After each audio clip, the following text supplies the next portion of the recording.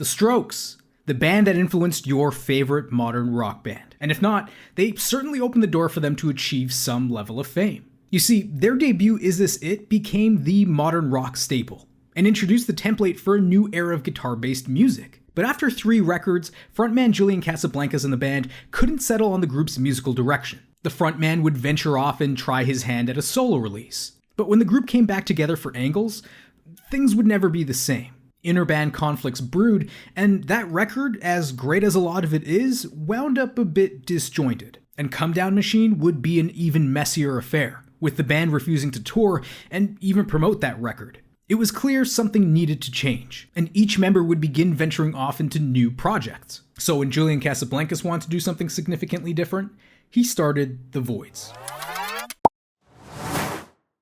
Remember when I mentioned Julian Casablancas would go off and craft a solo release?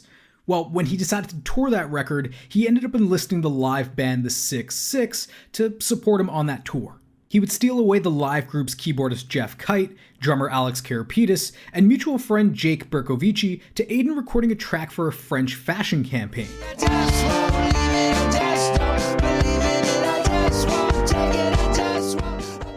The track ultimately was never completed, but he enjoyed working with those guys so much he recruited a couple other mutual friends to start the group Julian Casablancas and the Voidz.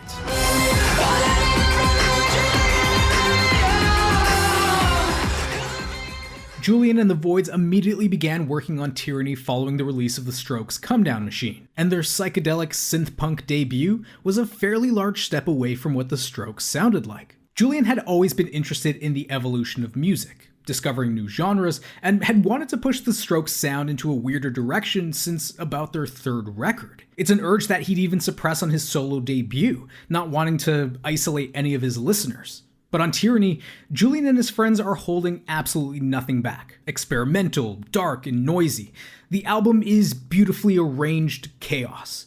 Multiple listens are definitely required and rewarding. Standouts include the 11-minute ballad Human Sadness that is a whirlwind of noise rock, bubbling synths, and includes a brain-melting guitar solo in its bridge.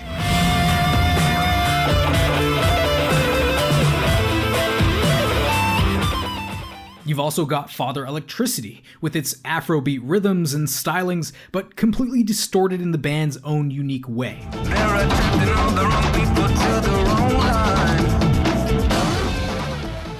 Very quickly, this video is sponsored by CuriosityStream and Nebula. Nebula is the streaming platform that my creator friends and I have been putting together and working really hard to kind of get going. If you've been on YouTube, then you'll recognize a bunch of these creators. I'll list them here. But on Nebula, you'll find content that you won't find anywhere else. For example, these significantly different episodes all have a bonus clip that you'll only find on Nebula. But over there on Nebula, we don't have to worry about copyright claims or the algorithm.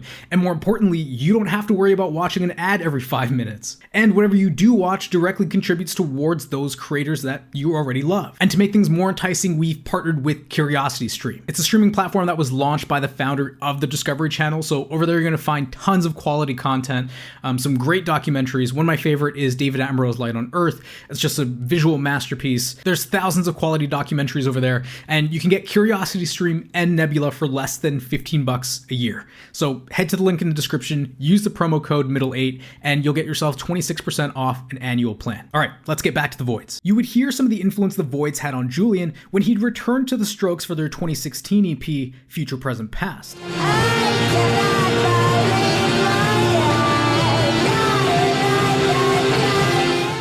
I'd understand because it happened to me, but if you're having a hard time adjusting to the harsher sounds of the Voidz, then I would definitely recommend starting with their 2nd record, Virtue.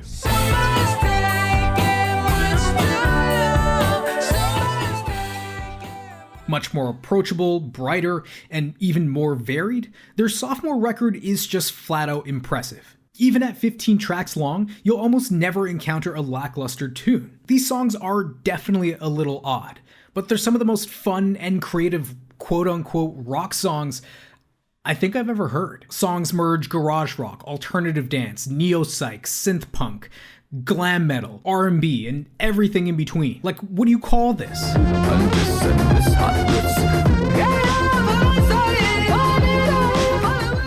You could encapsulate this entire record to be art rock, but precisely because this thing is like a box of crayons. Each piece individually unique and colorful and capable of being your favorite, but all a part of the same pack. And on first listen, you'll never really know what comes next. It was one of my favorite first listening experiences of all time. Going into it and just listening to track after track, thinking to myself, when are the good songs gonna stop? And they never did. It's just a good record. Listen to it. Since Virtue, they've also released a handful of singles, including 2 co-produced by Jizz Jazzer Mac DeMarco.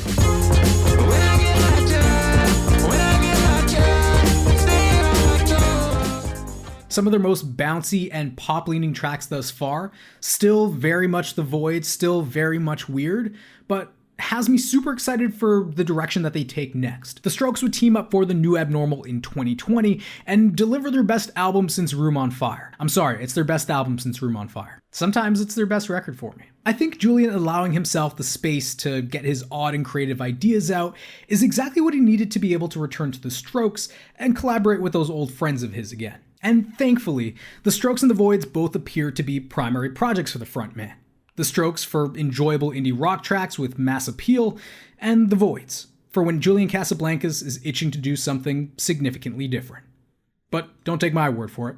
Like, subscribe, and buy me a coffee if you please. Okay, I know I'm choosing chaos with this take right here. I have liked the body of work with Julian Casablancas in that group way more than I have with the Strokes. I'm not trying to dispute the Strokes have done way more paving ways, being innovative, all that, yada, yada, yada. The Voidz is such a wild and creative anomaly. Essentially, they're kind of like the Strokes, but on acid. The way they use sounds and something like I've never heard like before. I think more than anything, the Voidz shows Julian's capacity for restraint. You know, even delving into electronica and psychedelia, he didn't dive too far off the deep end.